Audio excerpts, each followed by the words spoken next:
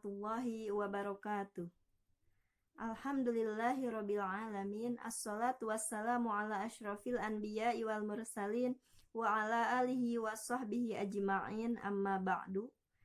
Puji dan syukur marilah kita panjatkan kehadirat Allah Subhanahu wa taala yang memberikan berbagai macam kenikmatan, terutama nikmat iman, Islam dan ihsan. Alhamdulillah, doa kita telah terkabul oleh Allah Subhanahu wa taala. Allahumma barik lana fi Rajab wa Sya'bana wa balighna syahrul Ramadan. Alhamdulillah, kita telah sampai pada bulan yang dirindukan, pada bulan yang penuh dengan keberkahan, pada bulan yang mulia ini. Dan hari ini merupakan hari ketiga di bulan yang penuh dengan keberkahan ini. Salawat beserta salam tidak lupa kita limpah curahkan kepada Nabi besar Muhammad Sallallahu Alaihi Wasallam. Hadirin yang saya hormati, Bapak Kepala Sekolah SMP Islam Bakti Asih, PTK SMP Islam Bakti Asih, dan yang Ibu banggakan, siswa-siswi SMP Islam Bakti Asih, juga orang tua siswa-siswi SMP Islam Bakti Asih, serta hadirin yang menyaksikan channel SMP Islam Bakti Asih. Semoga kita semua senantiasa ada dalam rahmat dan magfirah Allah Subhanahu wa taala.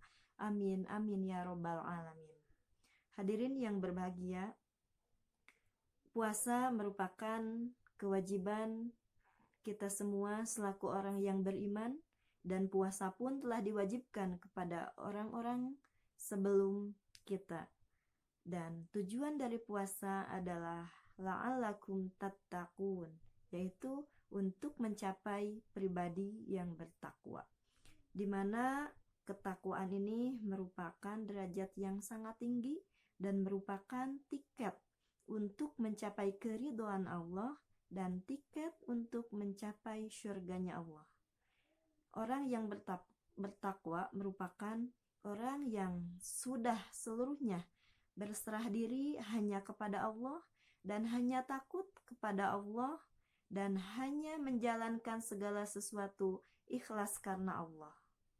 Orang yang sudah ikhlas, orang yang sudah bertakwa, tentunya Allah akan mengabulkan, memberikan segala hak-haknya, segala apa yang dibutuhkan oleh orang-orang yang bertakwa.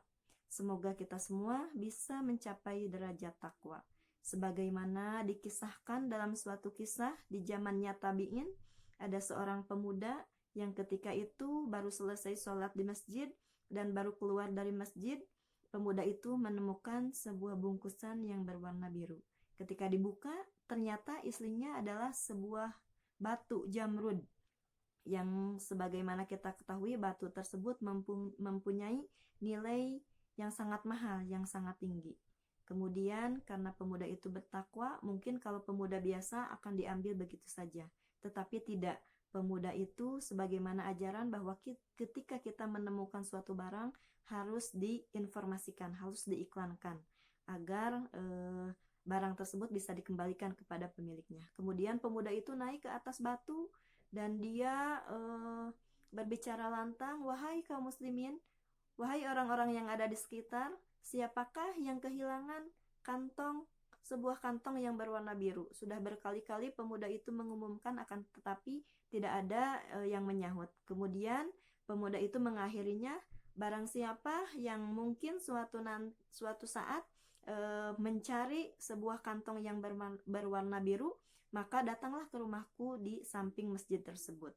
Kemudian pemuda itu pulang, dan tidak lama berselang ketika sore harinya ada seorang kakek-kakek yang bertanya bahwa dia kehilangan sebuah kantong berwarna biru itu. Kemudian ada seseorang yang menunjukkan bahwa kantong tersebut ditemukan oleh seorang pemuda. Dan kakek itu menginformasikan, barang siapa yang menemukan kantong berwarna biru itu, akan saya berikan uang senilai 500 dirham. Uang sekitar nominal itu sangat tinggi sekali ya bila dirupiahkan pada zaman sekarang ini. Mungkin bisa puluhan atau ratusan juta. Nah, ketika itu kemudian setelah ada yang memberitahu, seorang kakek itu menuju rumah pemuda itu dan menanyakan kantong yang berwarna biru itu.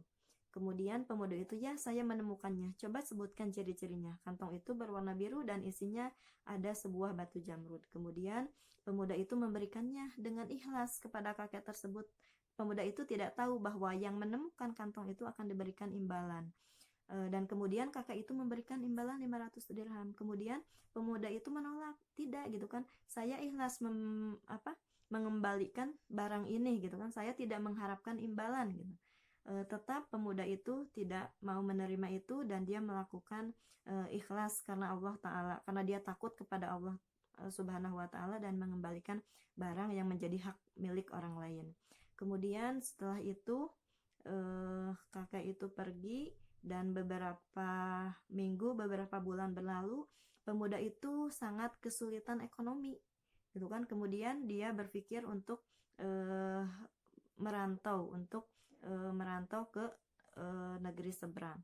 Kemudian ketika itu pemuda itu naik kapal dan ketika di dalam kapal terjadi badai sehingga kapal itu tenggelam.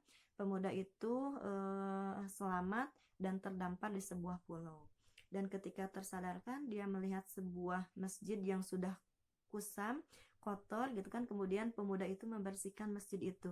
Ternyata di pulau itu, masjid itu sudah beberapa lama tidak ditempati karena imam di masjid itu, sesepuh di masjid itu meninggal. Kemudian pemuda itu membereskan masjid itu dan masyarakat sekitar melihat ada pemuda itu ikut menggunakan kembali masjid itu, berjamaah di masjid itu. Setelah beberapa lama, masyarakat sekitar merasa cocok dengan pemuda itu, kemudian menawarkan seorang gadis terbaik di pulau itu untuk dinikahi oleh pemuda itu. Kemudian pemuda itu menyetujui dan dipertemukan dengan seorang gadis. Ketika berkenalan dan membuka hijabnya, pemuda itu kaget gitu kan, melihat di leher gadis itu ada jamrud yang pernah ia temukan gitu kan. Kemudian penduduk itu bertanya, saya menyuruh Anda untuk melihat, berkenalan, membuka hijab itu untuk melihat wajah gadis tersebut. Kenapa Anda fokus terhadap jamrud itu? Kemudian pemuda itu menceritakan pengalamannya pernah menemukan jamrud. Kemudian seraya masyarakat di pulau itu bertakbir Allahu Akbar gitu kan. Kemudian pemuda itu kaget, kenapa gitu kan? Karena tahukah kamu, gadis ini adalah anak dari seorang kakek yang kehilangan jamrud itu gitu kan, dan dia adalah anak gadisnya, dan kakek itu sudah meninggal dan ternyata si kakek itu adalah imam di masjid itu, dan sebelum meninggal pernah menceritakan kejadian ini, bahwa ada seorang pemuda yang sangat soleh dan bertakwa, dan ia berdoa berharap pemuda itu menjadi jodoh untuk anak gadisnya gitu kan.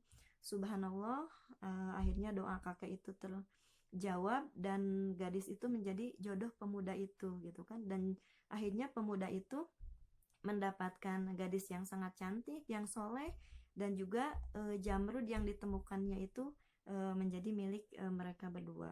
Artinya dapat diambil dari kesimpulan dari cerita ini bahwa apabila kita bertakwa, Allah akan mengabulkan segala keinginan kita, akan memberikan segala kebutuhan kita, akan memberikan hak-hak kita, meskipun dengan jalan yang tanpa kita sadari, dengan jalan yang tidak disangka-sangka. Jadi apabila sudah tertanam ketakwaan di dalam jiwa kita, maka kita akan mendapatkan segalanya, baik itu di dunia maupun di akhirat kelak. Oleh sebab itu, semoga di bulan yang penuh berkah ini, di bulan puasa ini, kita bisa menjalankan ibadah dan memanfaatkan bulan yang penuh berkah ini dengan berbagai ibadah yang telah dianjurkan oleh syariat, dapat meningkatkan ketakwaan kita, menjalankan segala perintah Allah Subhanahu wa Ta'ala, baik hablum minallah, ibadah secara syariat, secara ritual, maupun hablum minanas, ibadah sosial terhadap sesama manusia.